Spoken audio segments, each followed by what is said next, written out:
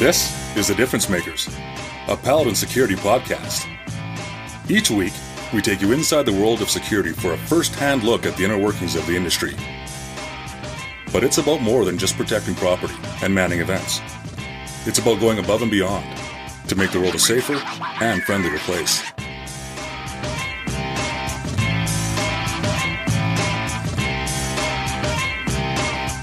Welcome to The Difference Makers. I'm Christina Haydanis with Paladin Security.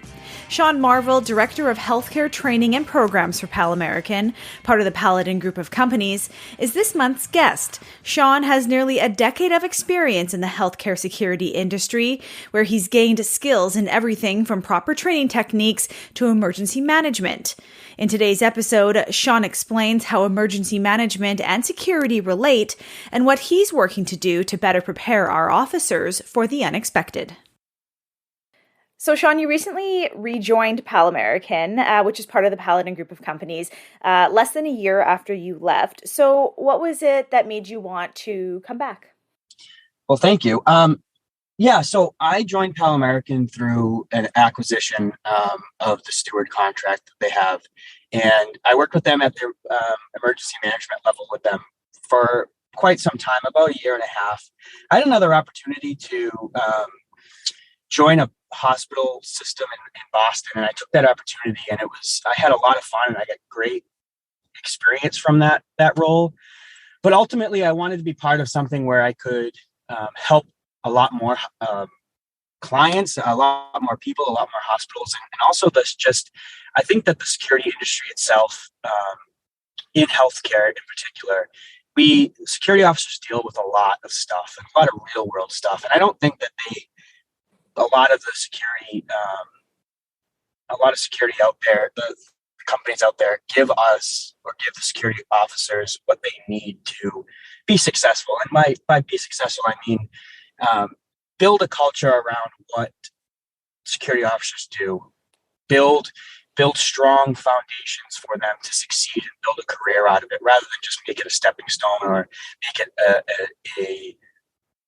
a job that they come to while they're in school, or a job they come into while they're looking for their career, whatever it may be. Mm-hmm. So I had an opportunity to come back to Palamerican less than a year after I left. And ultimately the reason why I came back is Palamerican stands for that goal, the goal of creating culture around what we do, providing the right training and expertise for the officers, and trying to make this more than just a stepping stone and make it a full career.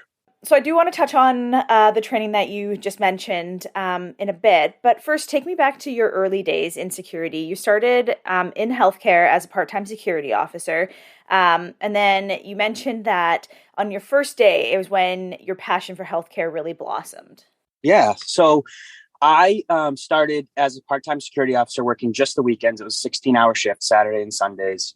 My first day training, training on the job. So I was in uniform with an officer who was training me. We got called to an emergency department in Massachusetts, they call it a Section 12, but basically it was a patient who couldn't leave because they were under evaluation by the doctor. Okay. And this person was trying to leave, and the officer I was training with was dealing with the patient, and it became he physically tried to leave. He physically started to go after other patients and staff members within the emergency department, and on his way out the door. Wow. And it was in that moment that I realized, this is something bigger than what I thought it was at the time. I came into the security world. I picked up this part-time job as a way to gain experience and kind of, an introduction to it. I wanted to become a police officer. So the introduction to the field and from that moment, from that interaction with that patient, I was not prepared to deal with that patient, or had any idea that that's what the job did or what we had to deal with. So it was definitely an eye-opening experience, and something where I said to myself, this is more serious than just a part-time weekend job.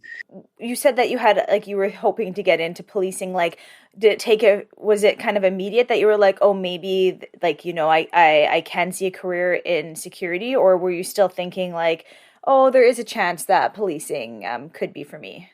So I think early on, I would say early on, I was still very driven. I thought that it would be a great opportunity. I was working closely with the local police department with, when they would come into the emergency room.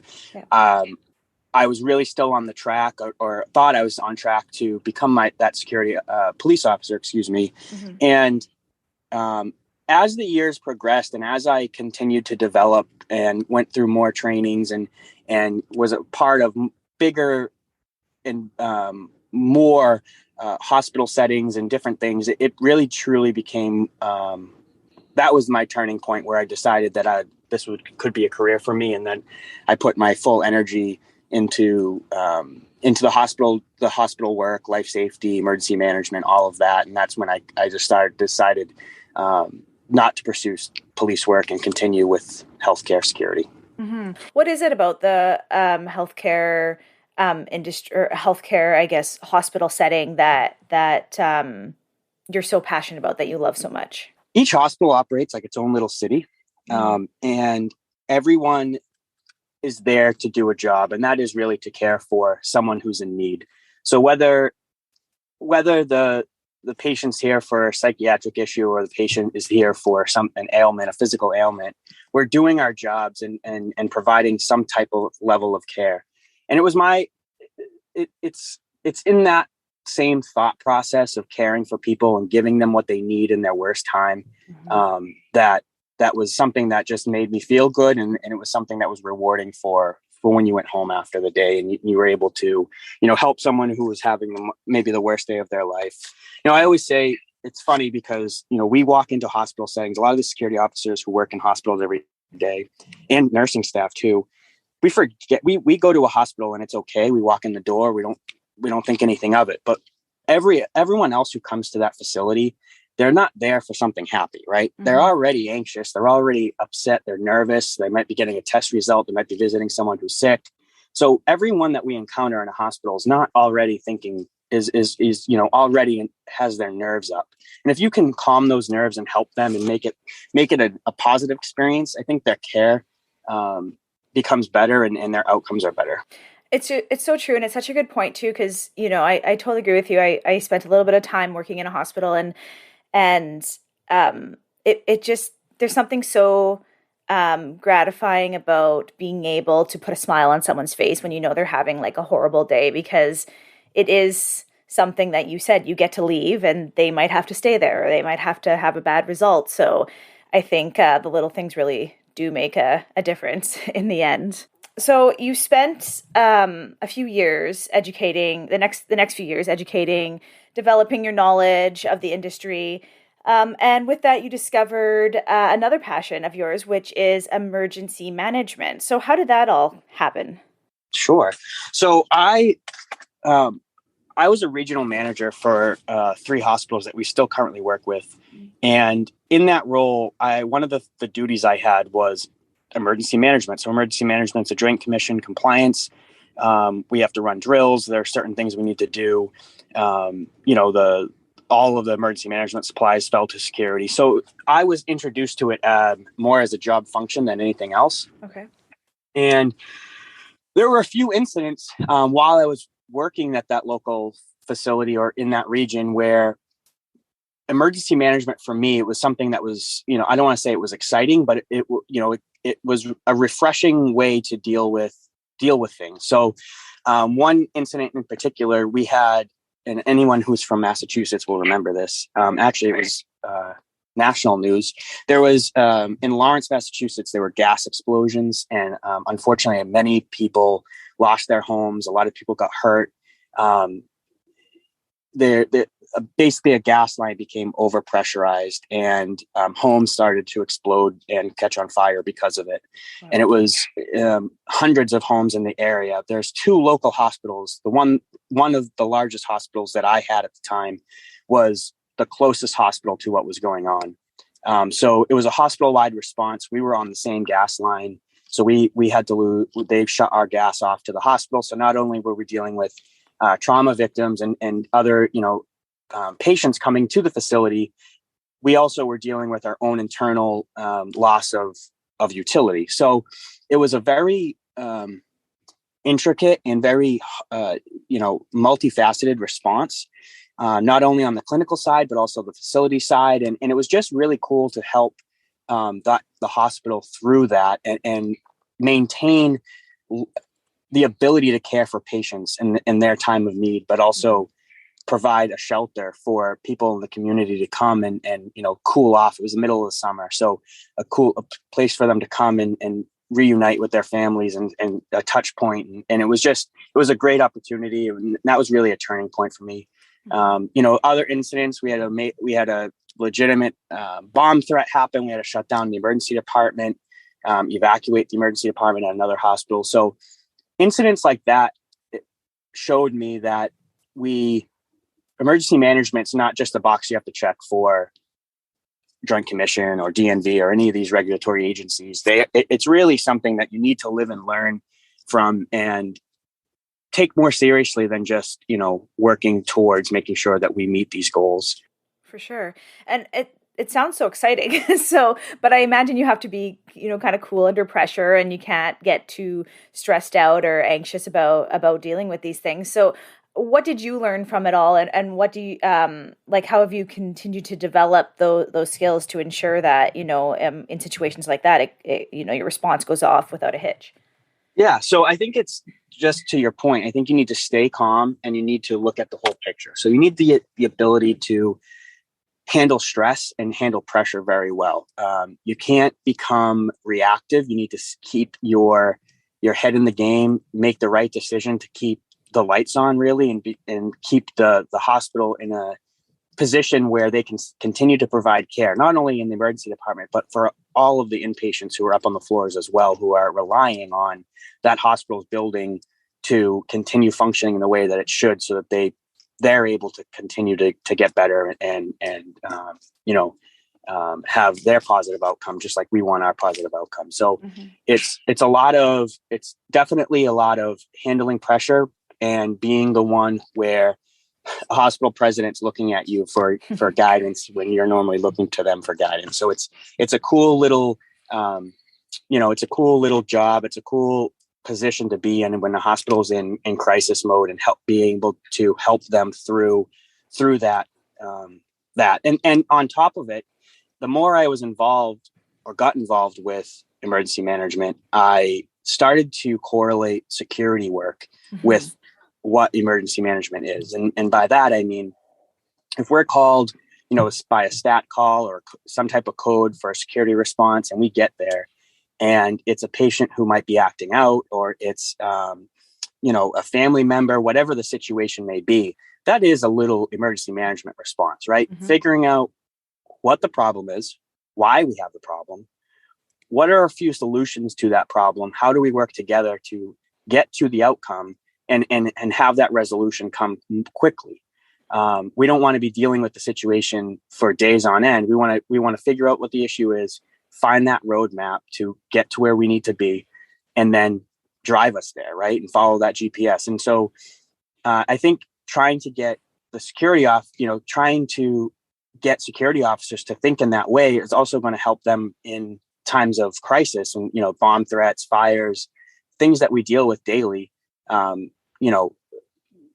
It's keeping cool under pressure and learning how you can cope with that, how to figure out the roadmap while people are looking at you, that looking to you for advice.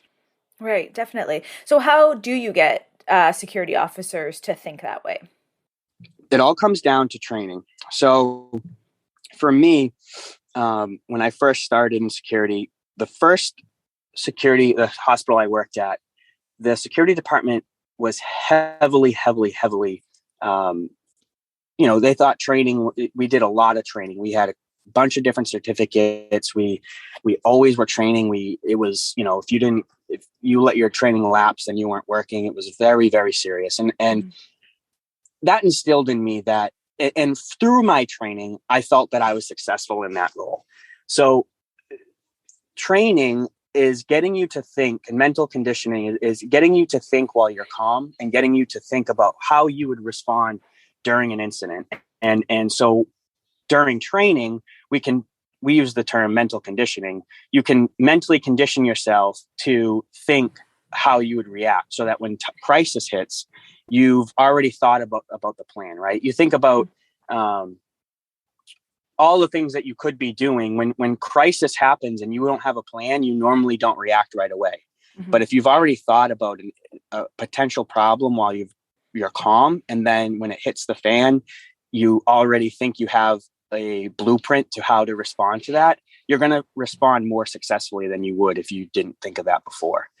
So in emergency management, it's just that. Emergency management and security work is a lot of what ifs. So, learning from incidents that have happened that you've been involved with, learning from drills, learning from tabletop exercises, asking questions, thinking about different things that could happen to you, mm-hmm. Or happened at the hospital while you're working, so that when and if something does happen, we at least have the basic roadmap to where we need to be. For sure. And is the training different for, the various verticals of security? If it's like campus security or industrial or healthcare, or is it pretty much the same because, it could be something, a bomb threat could be something that could happen anywhere, right? Yeah. So that's a very interesting question. I believe no matter where you work, security, you need to be ready for anything. Mm-hmm. You need to be ready for a potential, if it's a hospital, potential physical altercation or an acting out person. If it's another vertical of, corporate security, you could be dealing with an upset, executive, whatever it may be. And I think the training that officers really need to focus on, it's the same training. It's just the way that we think about it. So the different examples, how do I apply this training to what I do? A lot of de-escalation training and a lot of different trainings about body language that is useful to any security officer, not just officers who work within a hospital setting. So I think security training should be blanketed across all officers as a basic need to do their job successfully. So when the officer receives this training, like what kind of response do you hear that they have to it? Are they excited that they're provided these tools, or is it just like, okay, yeah, like they kind of expect it since it is something that they have to deal with daily? Because I imagine some places probably don't train their employees or officers for emergency management. Yeah. So I think with that, it really just comes more down to how the officer takes the course and how the course is taught. Mm-hmm. So if a lot of these trainings, so for an example, we use management of aggressive behavior, or MOAB, for a lot of the work we do. That's a de-escalation training. And a lot of the officers who come to that course leave that course and say, wow, that was really good. And, even people who have backgrounds in the military, backgrounds in police work, who have had, de-escalation course trainings or physical management classes, really enjoy the class. And it all comes back down to how to relate the material to what they do and make it real and show them that this training is valid for what you need to do. Same between whether it's security work or emergency management work, it's the same strategy for me is how do we make this training real, and how do we make this training something that we can engage the officers in rather than just click through slides. Right, for sure. Now, you mentioned a lot of the tools that you wanted to teach officers in order to be prepared, but is there something that you would like to see, that you would like to implement or see in the future that maybe isn't being done right now that could make a huge difference?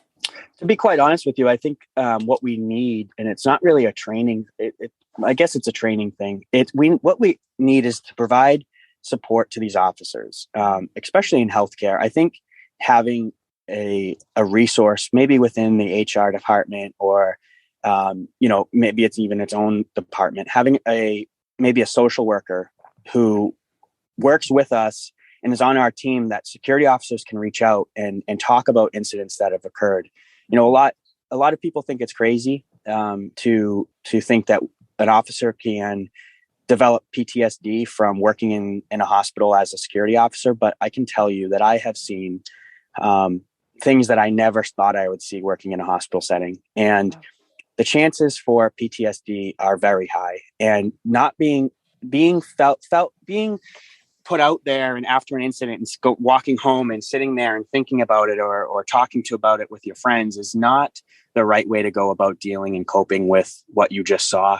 And you should have someone who you can confide in and talk to and talk confidentially about, how you felt and how that impacted you and what that looked like, and just give them that resource and so that we don't have officers who feel like it's too much for them or feel like they, can't get over. They saw something that's so out of this world that they never thought they'd see it, and they don't want to return back to work. And I think a lot of that comes from really bad interactions. I mean, we see a lot of stuff, and we see a lot of real stuff, and it's sometimes a little too much.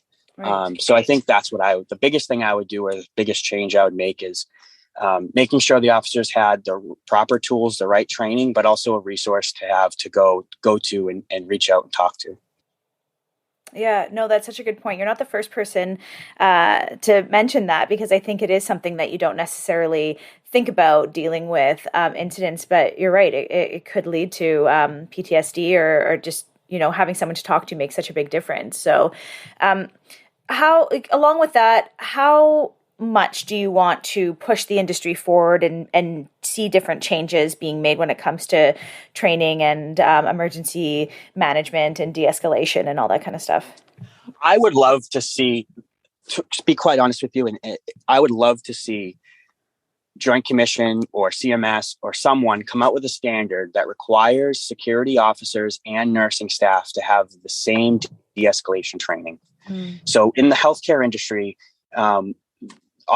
security officers and healthcare workers are required to have some sort of de-escalation training, but they don't need to have the same training. And sometimes you run into issues when security comes and they're using different techniques than what the clinical staff are using. It doesn't allow us to work as a team. And I think that's the biggest change I'd like to see, is we need to be looked at as part of the care team and as part of someone who is able to resolve an issue, right? So a nurse's job is to help and provide care to that patient, and the security officer's job is to do the exact same, and it's to care for them and give them what they need in that moment. Someone's upset and someone's acting out because they don't have what they need, and our job is to find out what they need and resolve the issue. So I think it would just be to drive forward and drive the industry to be on the same page and become partners, and not become partners with clinical staff rather than working next to them. Okay, perfect. So, well, thanks so much, Sean, for joining me and talking about emergency management and emergency training. It's so interesting to see it from a different angle. So looking forward to seeing what you're up to next. Thank you.